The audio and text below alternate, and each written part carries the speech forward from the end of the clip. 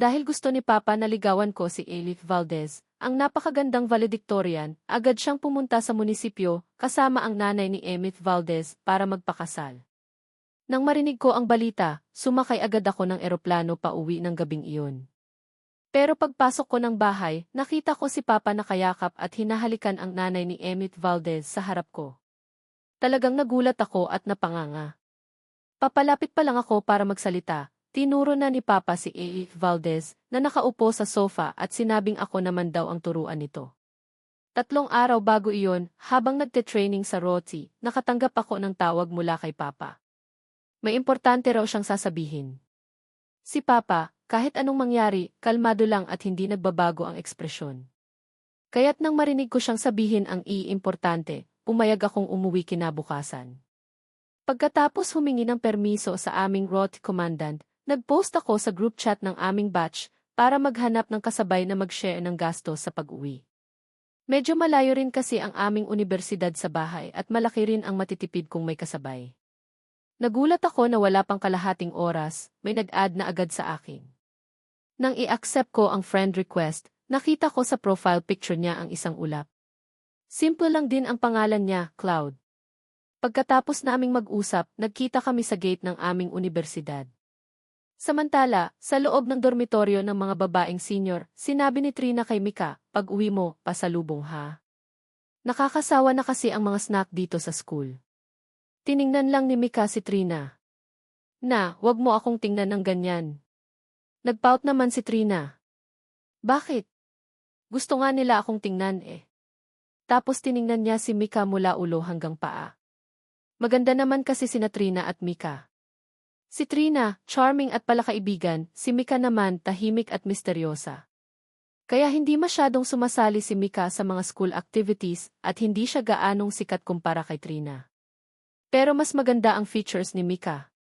Alam naman ito ni Trina, kaya humanap siya ng ibang panlaban. Tumingin siya sa dibdib ni Mika. Ito ang kahinaan ni Mika. Makalipas ang 1 oras, hinihila na ni Mika ang kanyang maliit na maleta papunta sa gate ng unibersidad. Tiningnan niya ang kanyang maleta. Hindi naman sana siya magdadala ng ganito karami, pero malapit na rin kasi ang semestral break. Naisipan niyang mag-leave muna ng ilang araw para makauwi ng mas maaga. Napabuntong hininga siya. Ilang araw na ang nakalipas nang biglang tumawag ang kanyang nanay para sabihing ikakasal na raw ito kay Tito Ben. Para kay Mika, kakaiba ang sitwasyon, ang anak pa ang huling nakaalam sa pagpapakasal ng kanyang nanay. Pero iniling niya ang kanyang ulo. Nakilala na rin naman niya si Tito Ben ng ilang beses. Mabait ito at mukhang mahal na mahal ang kanyang nanay. Napansin na niya noon na may something sa kanilang dalawa, pero hindi na siya nagsalita. Simula nang pumanaw ang kanyang papa, ibinuhos na ng kanyang nanay ang buong atensyon sa kanya. Kaya't masaya siya para sa kanyang nanay. Sinabi rin ng kanyang nanay na mayroon daw anak si Tito Ben na mas bata sa kanya ng 2 taon, pero hindi pa niya nakikita. Kaya pinapunta siya sa bahay ni Tito Ben para tumira roon ng ilang araw para makapag-bonding ang kanilang pamilya. Sa kabilang dako, nagmamadali akong tumakbo papunta sa gate ng unibersidad. Nakita ko ang isang babaeng hinihila ang kanyang maleta. Ikaw ba si Mika? Kuya ka ba? Tiningnan ako ni Mika. Hindi niya masyadong makita ang aking mukha dahil nakasuot ako ng cap at hingal na hingal. Pero nakita niya ang bakas ng aming ROTS training kaya't naisipan niyang freshman ako. Nang tumingala ako, napansin ko na napakaganda pala niya. Sakto naman na dumating na ang aking Grab, kaya't walang sabi-sabi, kinuha namin ang aming mga gamit at sumakay sa kotse. Pagkatapos ng 1 oras, dumating kami sa gate ng subdivision. Sabay kaming bumaba ng kotse. Balak ko sanang tanungin kung saang unit siya nakatira para magkita kami ulit, pero hindi naman dahil sa maganda siya. Nag-aisip pa lang ako kung paano ko sisimulan ang usapan nang biglang tumunog ang kanyang cellphone. Pagkatapos niyang magsalita ng ilang segundo, ibinaba niya ang tawag at tinanong ako, alam mo ba kung saan dito ang barangay hall? Sabi ko sa sarili ko, hindi kaya siya rito nakatira? Pero itinuro ko pa rin ang daan. Pagkatapos niyang magpasalamat, umalis na siya para hanapin ang barangay hall. Ako naman, bit-bit ang aking backpack, pumasok sa subdivision. Sa aking isipan, sinabi ko, siguro, pagkatapos na lang ng sem break ko ulit makikita ang magandang dilag na ito. Pagdating ko sa aming bahay, ipinasok ko ang aking susi sa pinto at binuksan ito. Pagpasok ko, nakita ko si Papa nakahalikan ang isang babae. Agad kong isinara ang pinto. Natigilan ako ng ilang segundo. Tapos umatras ako ng ilang hakbang. Tama naman ang numero ng aming bahay. Bakit may kakaibang eksena sa loob? Huminga ako ng malalim at itinulak ang pinto. Hoy, babae! Sa liwanag ng araw, nang aakit ka kay Papa. Ang babaeng hinalikan ni Papa ay natawa. Ikaw ba si Miguel? Halika, pasok ka. Si Tito Ben naman, sumimangot at pinaltok ako sa ulo. Anong pinagsasabi mo dyan? Siya si Tita Vangi. Simula ngayon, nanay na ang itatawag mo sa kanya. Naguguluhan akong tumingin kay Papa. Tapos tumingin ako sa babae sa sala. Nanay. Sa loob ng kwarto, kinausap ako ni Papa ng puso sa puso. Pagkatapos niyang magpaliwanag, nanigas ako at hindi makapaniwala. Bigla na lang akong nagkaroon ng bagong nanay. Hindi ako makapaniwala. Sabi ni Papa, gusto lang daw niyang ipaalam sa akin. Kaya't pinakilos ko ang aking labi. Sakto naman na dumating si Nanay Vangi, bit-bit ang isang plato ng prutas. Pagkakita ko sa kanya, umiti ako at nagpasalamat. Mula sa sinabi ni Papa, nalaman ko na si Nanay Vangi ay isang guro. Kahit biglaan ang pangyayari, hindi pa rin ako handa sa pagtawag sa kanya ng nanay. Sakto naman na may kumatok sa pinto. Siguro si Mika na iyon. Lalabas sana ako para pagbuksan siya. Sabi ni Nanay Vangi, ako na ang magbubukas para kay Mika. Tanong ko kay Papa, sino si Mika? Walang sinabi si Tito Ben, sinabi lang niya na samahan ko raw siyang lumabas para bumati. Wala akong sinabi at tahimik na sumunod sa kanya. Kailangan ko ng oras para ma-process ang mga nangyayari. Ibinigay ni Mika kay Nanay Vangi ang kanyang pinabili. Tapos nakita niya si Tito Ben at nagmano. Sakto naman na napansin niya ako. Tiningnan niya ako.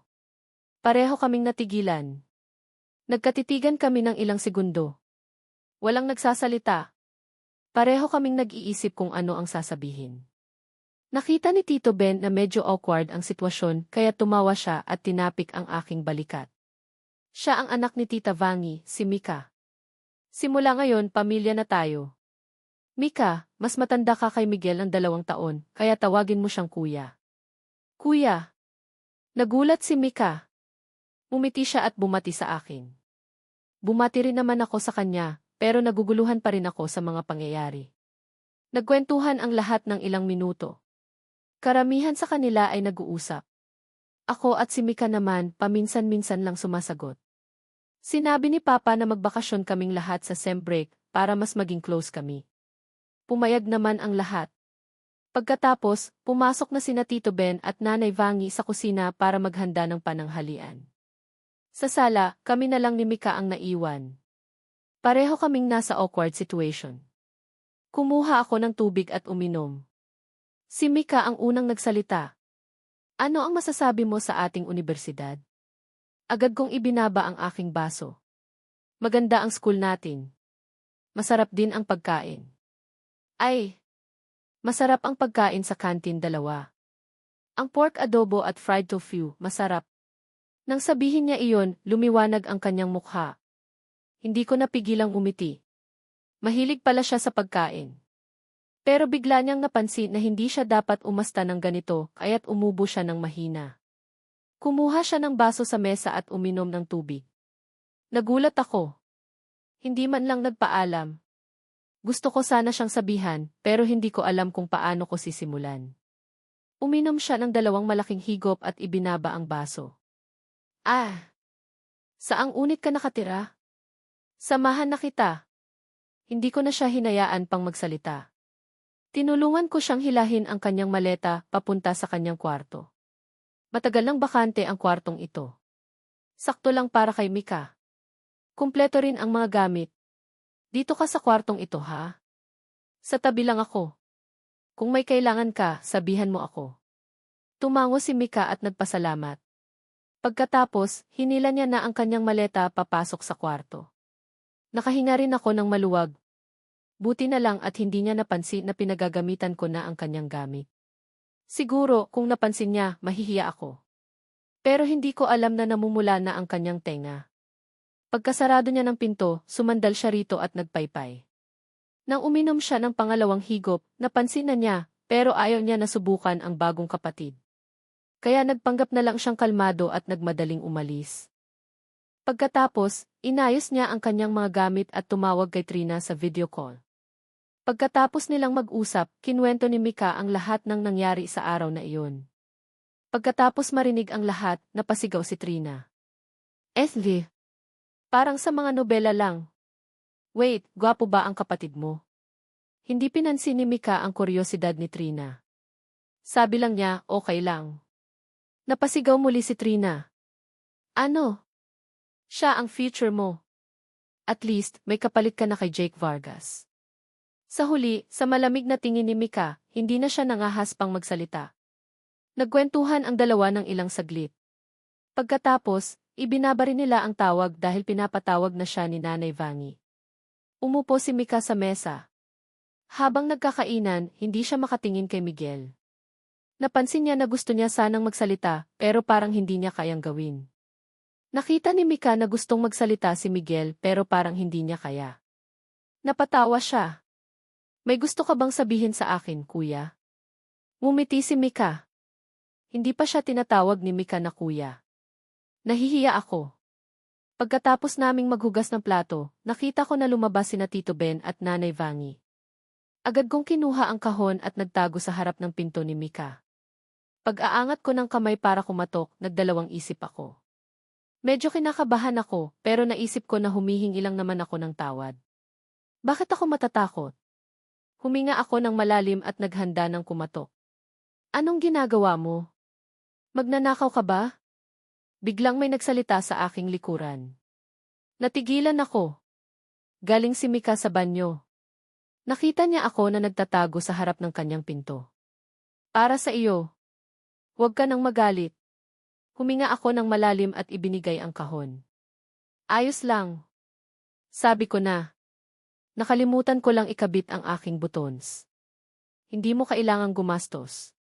Sumimangot si Mika. Hindi ko binawi ang aking kamay. Natigilan si Mika. Binili ko ito gamit ang aking pera. Hindi iyon pera ng magulang. Ibang usapan iyon. Simula pagkabata, marami nang nagbigay kay Mika ng regalo na walang dahilan, pero tinanggihan niya ito dahil ayaw niya sa mga gumagamit ng pera ng kanilang magulang para mapaibig ang isang babae. Kumpara sa mga regalong iyon, gusto niya na maramdaman ang puso ng nagbigay, hindi ang takip ng regalo. Kaya kinuha niya ang regalo, umiti at nagpasalamat. Nang nakaupo na si Mika sa kanyang kwarto, kinuha niya ang kahon. Gamit ang cutter, maingat niyang tinanggal ang tape. Nang makita niya ang laman, hindi niya napigilang umiyak. Sa loob, may snow globe. Isang maliit na bahay sa gitna ng isang kagubatan. Naalala ni Mika ang kanyang kabataan. Ang snow globe na ito ay laruan na ginagawa ng kanyang papa. Gustong-gusto ito ni Mika dahil hindi ito nabibili sa kahit saan. Ipinagmamalaki niya ito sa kanyang mga kaibigan. Akala niya, gagawa ng laruan ang kanyang papa habang buhay, pero dahil sa isang aksidente, namatay ang kanyang papa. Pagkatapos noon, itinapon ni Mika ang lahat ng laruan na gawa ng kanyang papa sa basurahan sa ibaba.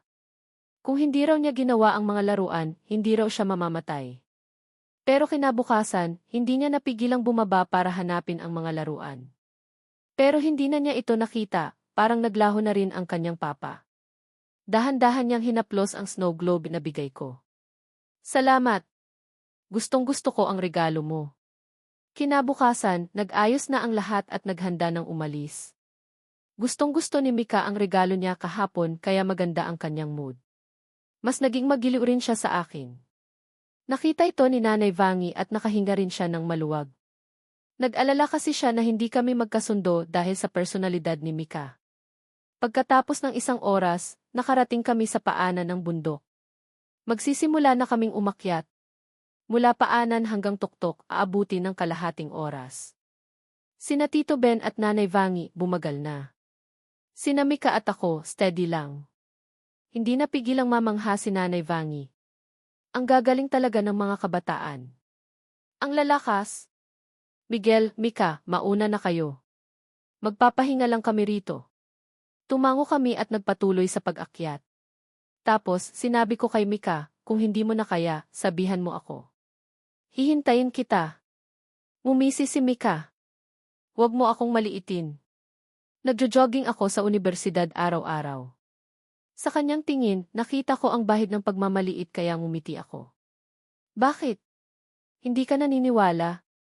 Gusto mo bang pustahan kung sino ang unang makarating sa tuktok? Tumawa si Mika. Ano ang pusta? Kung manalo ka, tatawagin kitang ate. Tandaan mo, ate, hindi Mika. Kapag tinatawag niya akong kuya, parang bata raw ako. Nagaisip si Mika, pero tumango rin. Nang makita ko iyon, tumalikod ako at tumakbo. Natakot ako na bawiin niya. Nakita ni Mika ang likod ko at mumiti. Bata. Napakabilis mong maniwala. Pagkatapos, tiningnan ni Mika ang cable car sa gilid. Pagkatapos ng 20 minuto, nasa kalahati na ako. Tumingin ako sa likod at hindi ko nakita si Mika. Sa huli, nakahinga rin ako ng maluwag. Kumuha ako ng tubig at uminom. Tapos, nagpatuloy ako sa pag-akyat. Sigurado naman ako na malayo na ang agwat namin sa isa't isa, pero kailangan ko pa ring bilisan para ipakita sa kanya ang aking lakas. Sayang lang at hindi ko alam na si Mika ay sumasakay sa cable car. Pagkatapos ng 1 oras, nakita ko na ang tuktok ng bundok. Halos hindi ko na maramdaman ang aking mga paa. Bigla, naramdaman ko na may tumapik sa aking balikat. Narinig ko ang isang malambing na boses. Malapit na ba? Ang galing mo. Nanigas ako. Lumingon ako at nakita ko ang magandang mukha. Para akong nakakita ng multo. Muntik na akong mapatalon. Paano ka nakarating dito? Hindi kita nakita sa daan. Seryosong sinabi ni Mika, dumaan ako, hindi mo lang ako nakita. Bakit? Paulit-ulit akong tumitingin sa likod at hindi kita nakikita. Ngumiti si Mika. Siguro nakapikit ka kaya hindi mo ako nakita. Gusto mo bang magpahinga? Mukhang pagod na ang iyong mga paa. Gusto mo bang hintayin kita? Kumilos ang aking labi. Hindi na kailangan. Hindi dapat matalo ang pride ng isang lalaki. Ngumisi si Mika.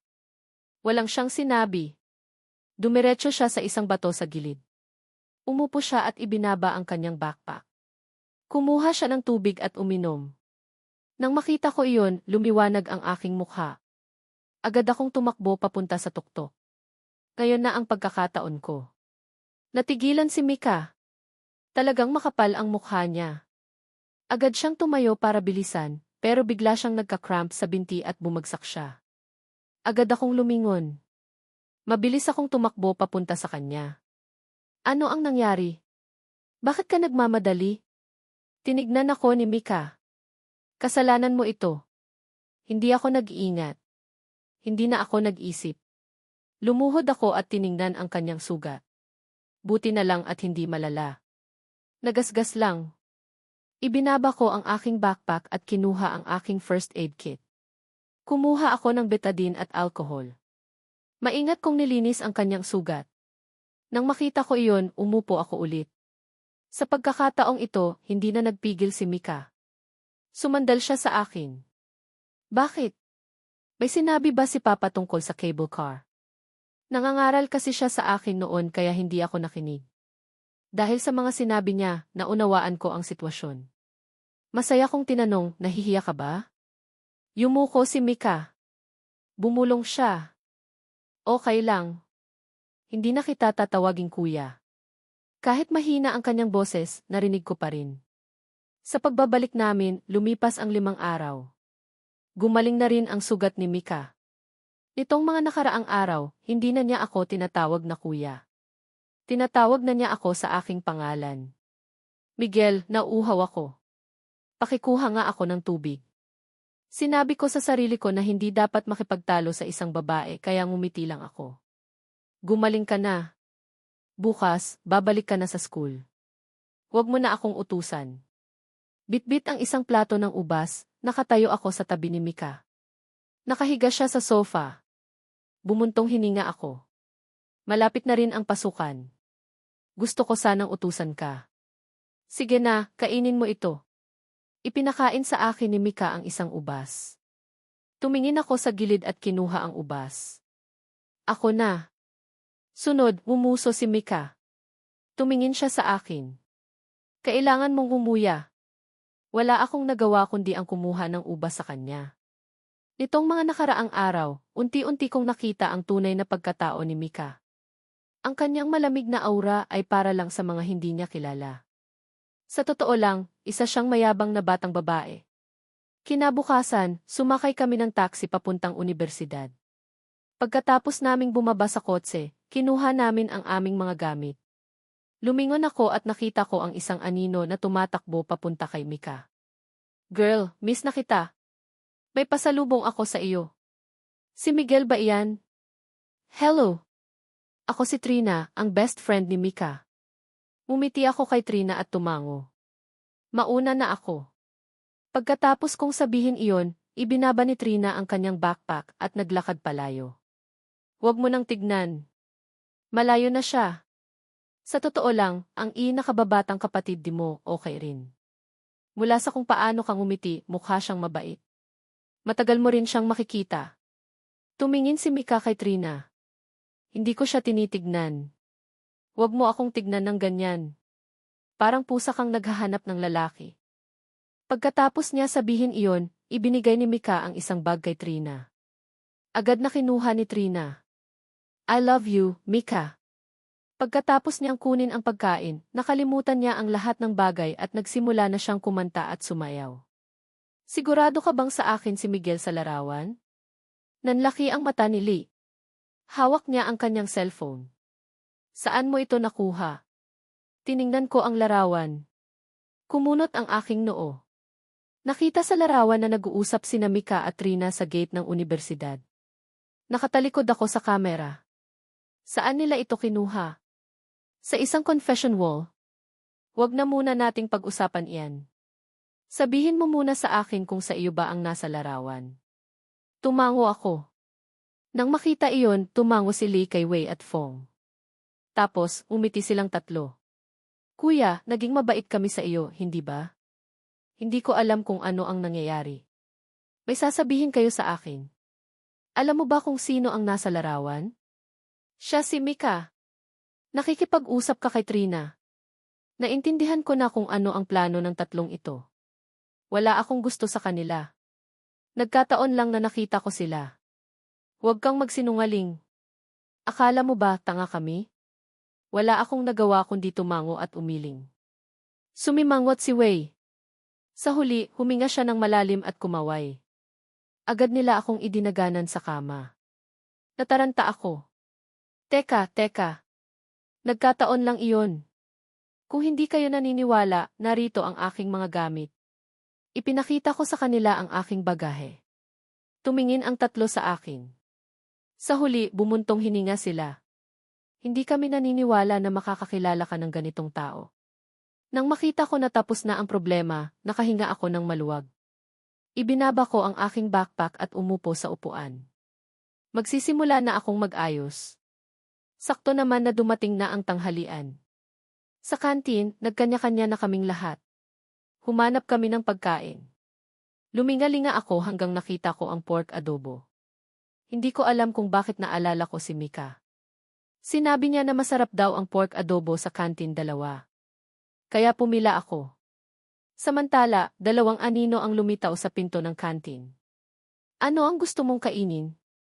Naglinga-linga si Trina. Tapos, nakita niya ako na nakapila sa pork adobo. Tignan mo iyon. Ang kuya ni Mika. Sinundan ni Mika ang tinitignan ni Trina. Nakita niya ang pamilyar na figura na nakapila. Gusto ko ng pork adobo. Walang emosyon niya itong sinabi. Tinignan siya ni Trina. Hindi pinansin ni Trina ang kanyang kaibigan. Sinundan niya siya. Sa huli, narinig ko ang isang boses ng babae.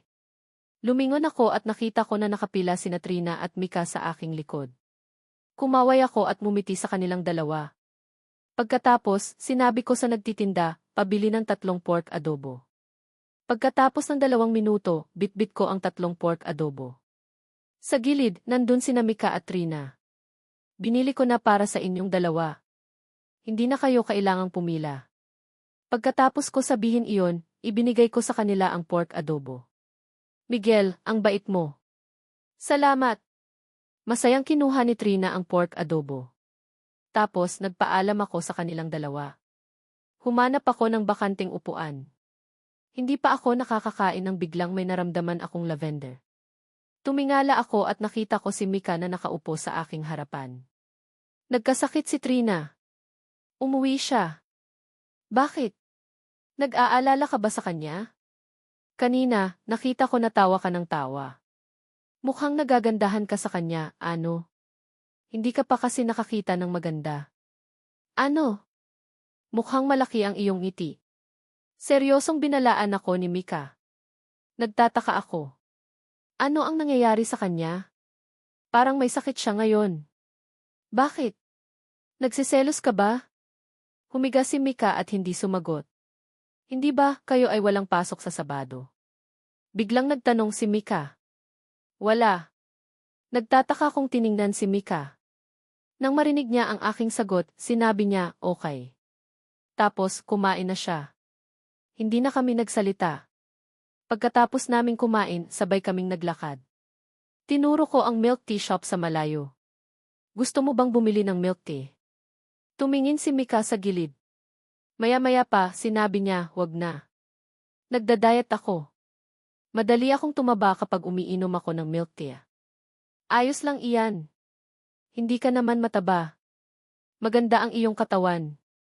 Tumingin ako kay Mika mula ulo hanggang paa. Maliban sa medyo maliit. Bigla na mula ang tenga ni Mika.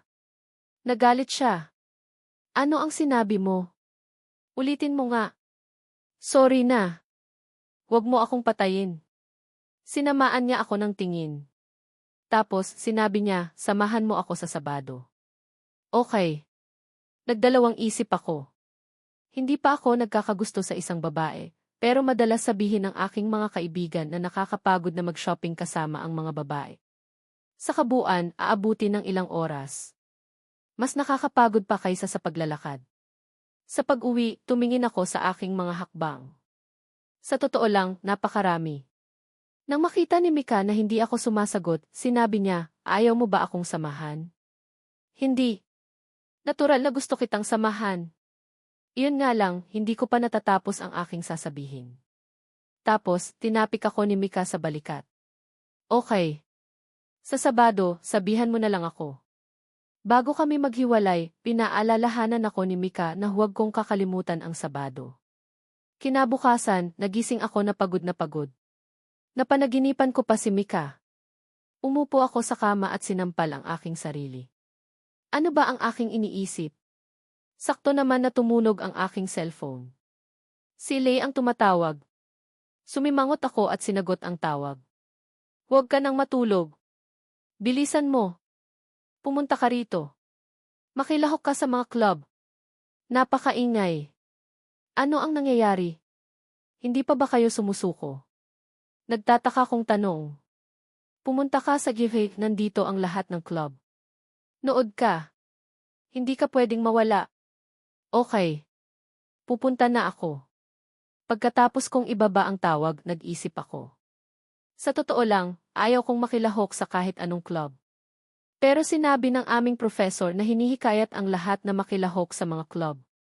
Kailangan naming magpasa sa aming class president. Kung hindi ako pipili, mahihiya ako. Nagbihis ako. Pagdating ko sa giveaway, nakita ko kung gaano karami ang tao.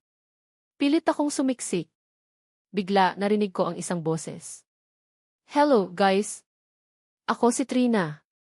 Ikinagagalak ko kayong makilala. Sumali na kayo sa aming photography club.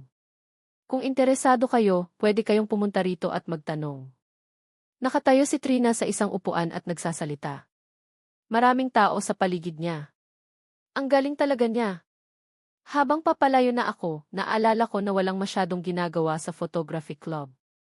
Konting pindot lang iyon. Saka, kaibigan siya ni Mika. Sigurado ako na hindi niya ako pagtatrabahuhin. Pagkatapos ng kalahating oras, kumunti na ang tao. Miguel, gusto mo bang sumali sa photography club? Nang makita ako ni Trina, umiti siya. Hindi siya nagulat. Pakiramdam ko bagay sa iyo ang photography. Hindi dahil sa kapatid mo, ano? Tumingin sa akin si Trina. Mukhang nagdududa siya. Bakit? Anong kinalaman ng kapatid ko rito? Nagtataka kong tanong. Hindi mo ba alam na ang kapatid mo ang vice-presidente ng ating photography club? Tumingin sa akin si Trina. Mukhang nagdududa siya. Nang marinig ko iyon, nagulat ako. Natuwa rin ako. Ang kapatid ko ang vice-presidente. Kung ganon, magagawa ko ang gusto ko sa club. Nasaan nga pala ang kapatid mo? Bakit hindi ko siya nakita na nagre-recruit? Naglinga-linga ako. Hindi ko nakita si Mika. Alam mo naman ang kapatid mo. Ayaw niyang makihalubilo sa iba. Hindi katulad ko, magaling makipag-usap. Ay! Miguel, friends na tayo. Hindi pa kasi tayo friends noong nakaraan. Naalala ko ang reaksyon ng kanyang kaibigan sa aming nakaraang pagkikita. Parang gustong-gusto niya ako. Hindi ko napigilang tumawa. Tumingin ako kay Trina. Hindi ko alam kung ano ang kanyang iniisip. Nagdadalawang isip ako, pero kinuha ko pa rin ang aking cellphone at iniskan ang kanyang e-code. Kinuha ni Trina ang kanyang cellphone at sinabing mayroon pa raw interview. Ibabalita niya na lang daw sa akin. Interview? Nagtataka kong tanong.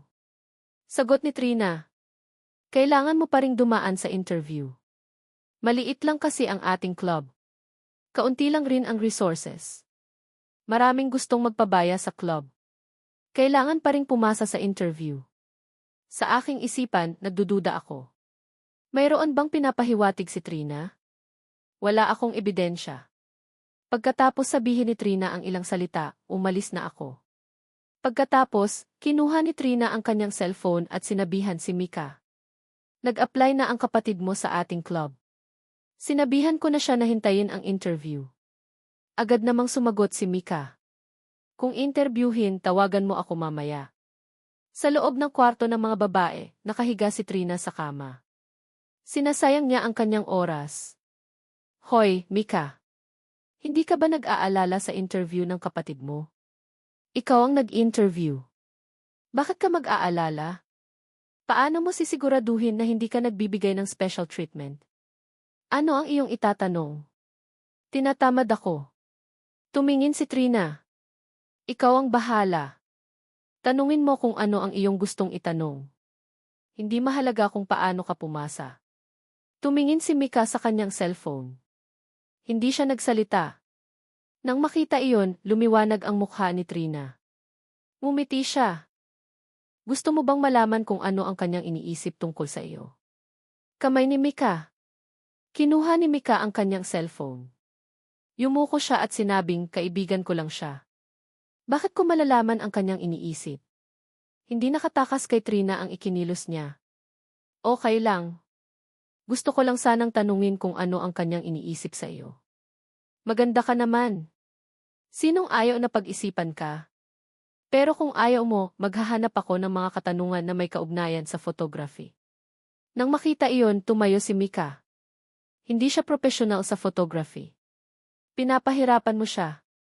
Kung ganon, ang mga katanungan na sinabi ko na lang kanina ang itatanong ko. Ngumiti si Trina kay Mika. Ano ang sinabi ko kanina? Titig ni Trina kay Mika. Sumimangot si Trina. Nararamdaman niya na kung magpapatuloy pa sila, magkakaroon ng problema. Huminto siya at kumaway sa kanya. Hindi na siya tiningnan ni Mika. Nagpatuloy siya sa kanyang cellphone, pero mamula-mula ang kanyang kamay. Kinabukasan, ginising ako ng alarm clock. Sinubukan kong bumangon. Tiningnan ko ang aking kwarto. Walang tao. Kinusot ko ang aking mga mata at nag-isip. Ang aga gumising ng mga iyon. Tumayo ako at naghanda. Sa daan, bumili ako ng 2 siopaw at kumain habang naglalakad. Pagdating ko sa photography club, nakita ko ang 3 pamilyar na mukha. Yumuko sila. Nagtataka kong tiningnan ang 3 ito. Agad naman silang sumagot. Hindi kayang itago ni Wei ang kanyang ngiti. Dumating ka rin? Welcome, kuya. Nang marinig ito, naglakad palabas si Trina. Okay. Tatawagin ko na kayo isa-isa para sa interview. Kung sino man ang tatawagin, pumasok na.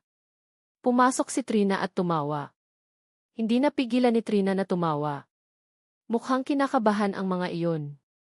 Hindi rin napigilan ni Mika ang kanyang sarili na tumawa. Pagkatapos, nagtanong si Trina. Ano ang iyong alam tungkol sa kamera? Ang sagot ni Wei, anong kamera? 10 metro. Humingi siya ng tawad dahil wala siyang alam. Maliban sa mga ito, nagpaliwanag rin siya tungkol sa kamera. Kung dadaan ka sa lens, mauunawaan mo. Seryosong nakinig si Wei, pero sa loob niya, naglalakbay na ang kanyang mga isipan. Inaasahan na, bagsak rin siya. Pagkalipas ng 3 minuto, lumabas si Fong. Pagkalipas ng 2 oras, malapit na akong makatulog nang bigla kong narinig ang aking pangalan. Nakita ko na napunta ako sa huli. Hindi kaya nagbibigay ng special treatment sa akin si Mika? Naglakad ako at pumasok sa kwarto. Pagpasok ko, sa wakas, nakita ko na ring ngumiti si Mika. Hindi ko alam. Sa ilang dosenang tao, wala siyang sinabi. Nagpaka-passive lang siya. Nang makita niya ako, umiti siya. Tumingin sa akin si Trina. Umiti siya sa akin. Tatawagin kita para itanong ang ilang katanungan. Kailangan mong sumagot ng totoo, okay? Nang makita ko ang ngiti ni Trina, kinabahan ako. Ano ang iyong gusto sa isang babae? Ano? Ano ang koneksyon nito sa photography? Nakatingin sa akin si Trina. Hindi niya mapigilang tumawa. Hindi ko alam kung paano iyan sasagutan. Anong kinalaman niyan sa photography?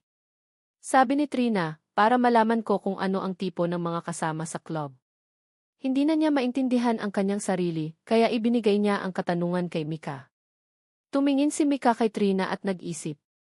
Pagkatapos, tumingin sa akin. Ang photography, sining ng paghahanap ng maganda sa buhay.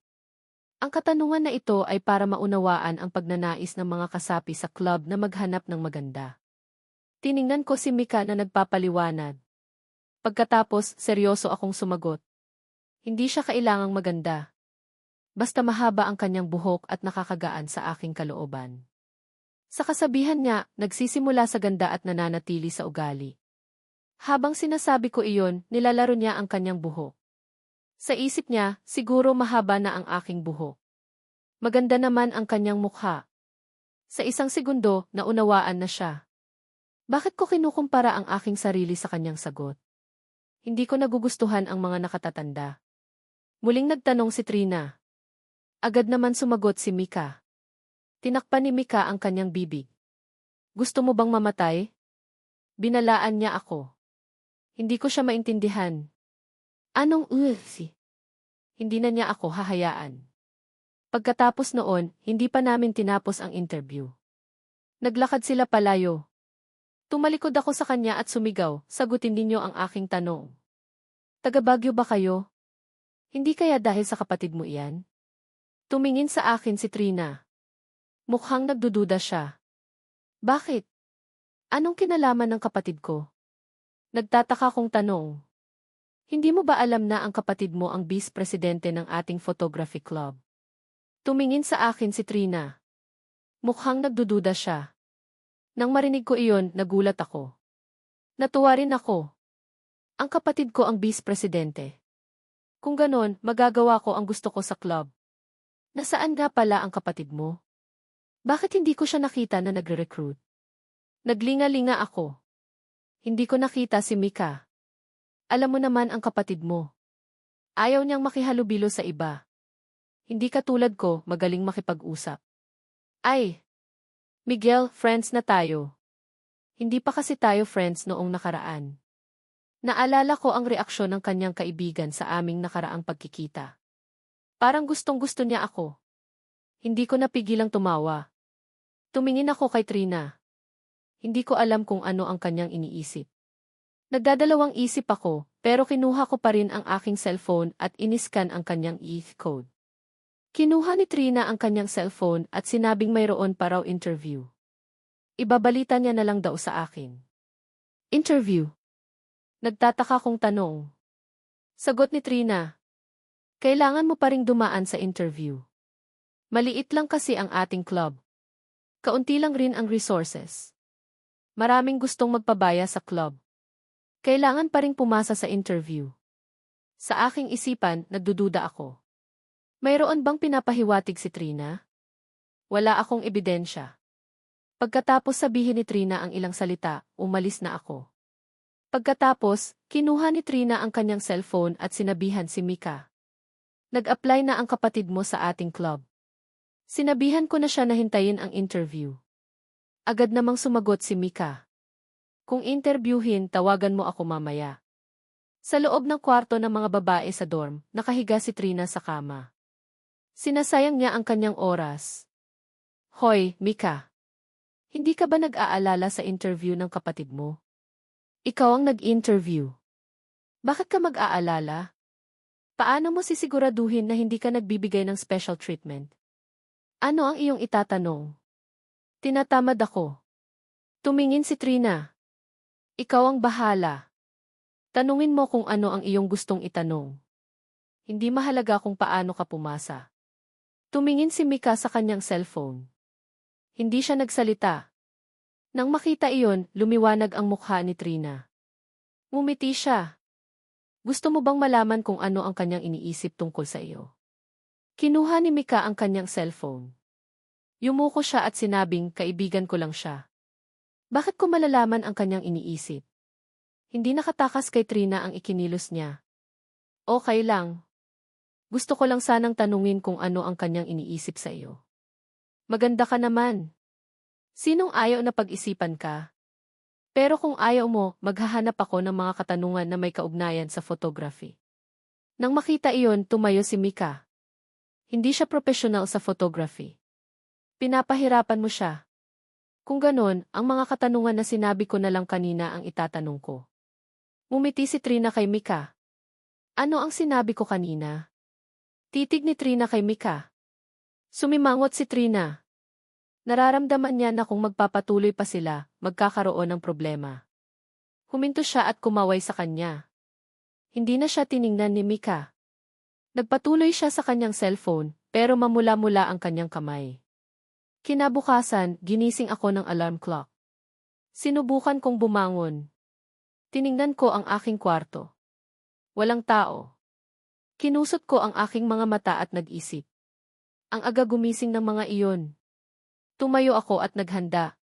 Sa daan, bumili ako ng 2 siopaw at kumain habang naglalakad. Pagdating ko sa photography club, nakita ko ang 3 pamilyar na mukha. Yumuko sila. Nagtataka kong tiningnan ang 3 ito. Agad naman silang sumagot. Hindi kayang itago ni Wei ang kanyang ngiti. Dumating ka rin, kuya. Welcome. Nang marinig ito, naglakad palabas si Trina. Okay. Tatawagin ko na kayo isa-isa para sa interview. Kung sino man ang tatawagin, pumasok na. Pagkatapos, pumasok si Wei. Tumawa si Trina. Hindi napigilan ni Trina na tumawa. Mukhang kinakabahan ang mga iyon. Pagkatapos, nagtanong si Trina. Ano ang iyong alam tungkol sa kamera? Ang sagot ni Wei, anong kamera? 10 bang metro? Humingi siya ng tawad dahil wala siyang alam. Maliban sa mga ito, nagpaliwanag rin siya tungkol sa kamera. Kung dadaan ka sa lens, mauunawaan mo. Seryosong nakinig si Wei, pero sa loob niya, naglalakbay na ang kanyang mga isipan. Inaasahan na, bagsak rin siya. Pagkalipas ng 3 minuto, lumabas si Fong. Pagkalipas ng 2 oras, malapit na akong makatulog nang bigla kong narinig ang aking pangalan.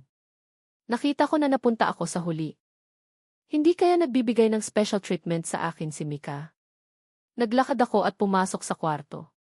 Pagpasok ko, sa wakas, nakita ko na ring ngumiti si Mika. Hindi ko alam. Sa ilang dosenang tao, wala siyang sinabi. Nagpaka-passive lang siya. Nang makita niya ako, ngumiti siya.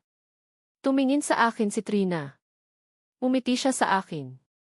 Tatawagin kita para itanong ang ilang katanungan. Kailangan mong sumagot ng totoo, okay? Nang makita ko ang ngiti ni Trina, kinabahan ako. Ano ang iyong gusto sa isang babae? Ano? Ano ang koneksyon nito sa photography? Nakatingin sa akin si Trina. Hindi niya mapigilang tumawa. Hindi ko alam kung paano iyan sasagutan. Anong kinalaman niyan sa photography? Sabi ni Trina, para malaman ko kung ano ang tipo ng mga kasama sa club. Hindi na niya maintindihan ang kanyang sarili, kaya ibinigay niya ang katanungan kay Mika. Tumingin si Mika kay Trina at nag-isip. Pagkatapos, tumingin sa akin. Ang photography, sining ng paghahanap ng maganda sa buhay. Ang katanungan na ito ay para maunawaan ang pagnanais ng mga kasapi sa club na maghanap ng maganda. Tiningnan ko si Mika na nagpapaliwanag. Pagkatapos, seryoso akong sumagot. Hindi siya kailangang maganda. Basta mahaba ang kanyang buhok at nakakagaan sa aking kalooban. Sa kasabihan niya, nagsisimula sa ganda at nananatili sa ugali. Habang sinasabi ko iyon, nilalaro niya ang kanyang buhok. Sa isip niya, siguro mahaba na ang aking buhok. Maganda naman ang kanyang mukha. Sa isang segundo, naunawaan na siya. Bakit ko kinukumpara ang aking sarili sa kanyang sagot? Hindi mo magugustuhan ang mga nakatatanda. Muling nagtanong si Trina. Agad naman sumagot si Mika. Tinakpan ni Mika ang kanyang bibig. Gusto mo bang mamatay? Binalaan niya ako. Hindi ko siya maintindihan. Anong si? Hindi na niya ako hahayaan. Pagkatapos, nagtanong si Trina kung ano ang iyong iniisip tungkol kay Mika. Bago pa matapos magsalita si Trina, tinakpan na ni Mika ang kanyang bibig. Hindi malinaw sa akin ang mga salita ni Trina. Nagulat ako. Nakalimutan ko. Naalala. Tumingin siya sa akin. Tapos, hinila ni Trina sa loob ng storage room. Nagtataka kong tumango. Pagkalipas ng ilang minuto, lumabas si Mika. Sinabi niya sa akin na may masakit daw ang tiyan ni Trina. Kailangan niyang umuwi para magpahinga. Nakakapagtaka nga, ano? Wala iyon. Sinabi ni Mika. Bumuntong hininga ako sa aming pag-alis. Tumigil siya at tiningnan ako. Totoo ba ang sinabi mo sa interview kanina? Naman. Ang bawat salita na sinabi ko ay totoo. Tumaas ang aking kamay at sumumpa. Sa mga mata ni Mika, hindi niya mapigilang tumawa. Ano ang aking hitsura sa iyong paningin? Sa wakas, itinatanong rin niya. Napaisip ako saglit. Wala ka. Alam ko na malaki na ang iyong pag-asa para sa akin. Nagulat ako sa nagpapatuloy. Gusto kong umalis, pero hinawakan ng mga kaibigan ni Mika. Tumigil siya, nag-alala. Ito ang unang beses. Saan ka pupunta? Ang mga kaibigan ni ate, hindi kailangang angkinin. Ngumiti si Mika. Itinutok niya ang atensyon namin sa nakaraan. Nakinig ako sa kanya. Sa totoo lang, nagtatanong siya ng mga katanungan. Sa huli, nalaman niyang gusto niya ng karelasyon. Si Tanya ang sumagot. Sabi ni Tanya sa akin, sinong gusto mo?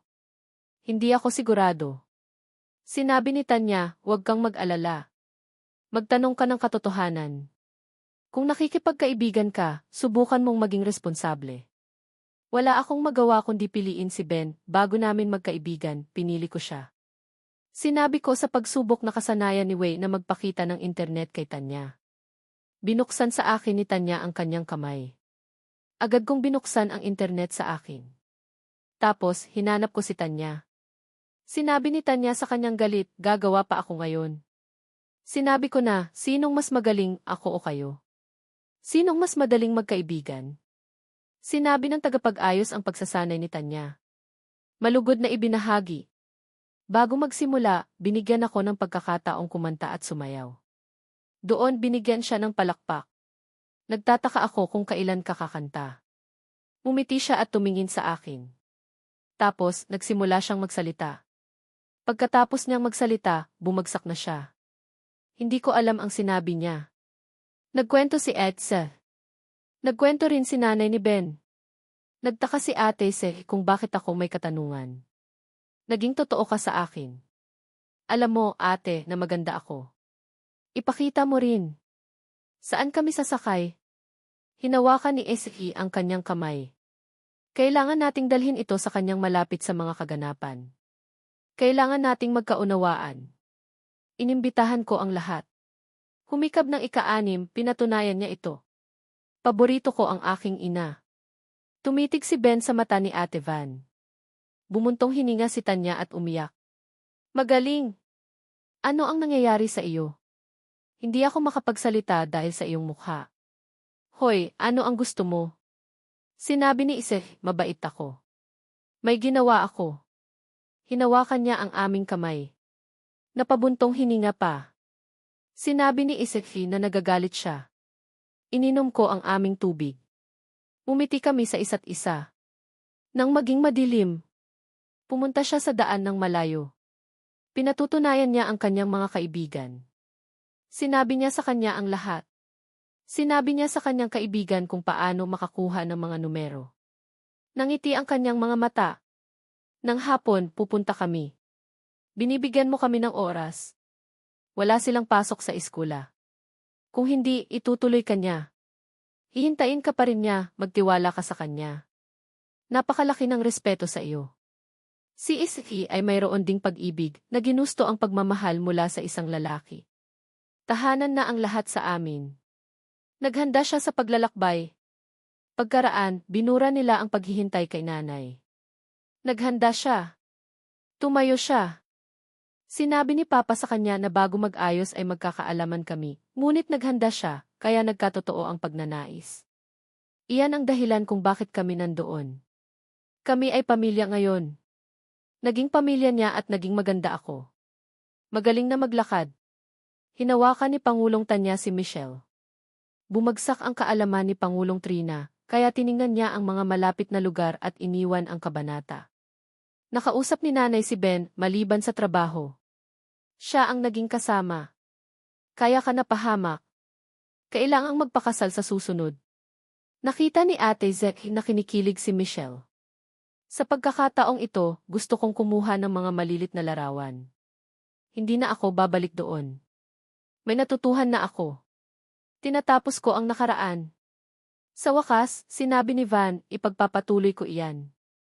Napakaganda mong maglarawan. Humikab ang kamay ng kanyang kaibigan. Pumunta siya. Sa isa't isa, nakilala niya ang dalawang pangalan. Hindi namin sinabi iyon. Tumaas na. Hiniling ko ang pangalan na kilala sa lahat. Naglakad si nanay sa amin. Magiging maayos ang pakiramdam, pero hindi mo nasasabihin ang ginawa ni Tanya. Pinatawad ko na kayong lahat. Gusto lang magsaya, kaya sa wakas, sinamahan namin siya. Pumunta si Pangulong Trina doon. Maraming naghihintay na babae. Kung mayroon ng kaalaman si Momisa, mamahalin ko siya. Alam nila kung sinong pupunta. Ano ang iyong desisyon sa kanya? Mamamahalin ko na siyang dalawa. Sa kanya. Naglalaro iyon sa akin. Bago mangyari ang lahat, alam naming malapit na kaming mangibig sa isa't isa. Alam din namin na dapat na maging magkaibigan. Alam kong nagkakamali kami. Wala kaming intensyon kay Ben, may nangyayari ba? Kung mahalin lang namin ang isa't isa. Kaya ang tatlong nangyayari kung ano ang mangyayari. Wala. Sinabi mo. Si nanay na ang magpapaliwanag ng lahat. Gusto ko ang katinuan. Narinig niyo ba ako? Malalaman natin. Nagsalita pa nga na hindi nila ako tatakpan. Hindi namin gustong malaman ang nangyayari sa katotohanan. Sinabi ko, mabait ako sa kanila. Ano iyan? May nangyayari. Sabi nga ni ina nagagalit. Nagiging ganyan ang pag-ibig. Ang sabi ay kailangan na tayong gumalaw ngayon. Nakita ko ang mga nangyayari sa isang magandang paraan. Kinailangan muna niyang makita ang kanyang katapatan at pagkaawa. Nang maghapon, nagsalita ang kanyang puso. Bumigay siya. Nagbihis si Tanya. Nang humiga. Naghanda ulit. Pagkabukas ko sa aming kaibigan, hindi namin siya nakita. Si Ife ay tumitingin. Ngumiti. Ano iyon, alam mo ba? Paano naglakad doon? Naalala ko ang aking kaibigan, si nanay. Naging perpekto. Kung ikaw nga ang magiging tunay, magiging malaya ka. Saan ka pupunta? Sa ngayon. Si Mommy, na may pag-ibig na kayang magbigay, ay mahirap na magkaroon ng paraan sa mga anak. Hindi na kami sasabihin kay Judas. Gusto kong magpasaya sa mundo. Sa madaling sabi, sa lahat na nangyayari, hinahayaan niya iyon. Hahanapin namin siya sa lahat. Malalaman ko kung ano ang kanyang sasabihin. Sa gabi, hinawakan ng isa't isa na naging magkaibigan. Malapit nang makilala at hindi natatakot. Hindi niya kailangan ang katapatan. Sa kinabukasan, nakatulog ka. Napakarami mong nangyayari. May mga salita pa rin. Pagkatapos nagkwento, magiging maayos ang aming relasyon. Hindi nakapagtataka na sinasabi namin ang lahat. Sinimulan namin ang kanilang kinabukasan. Ipakikita na namin ang hinaharap.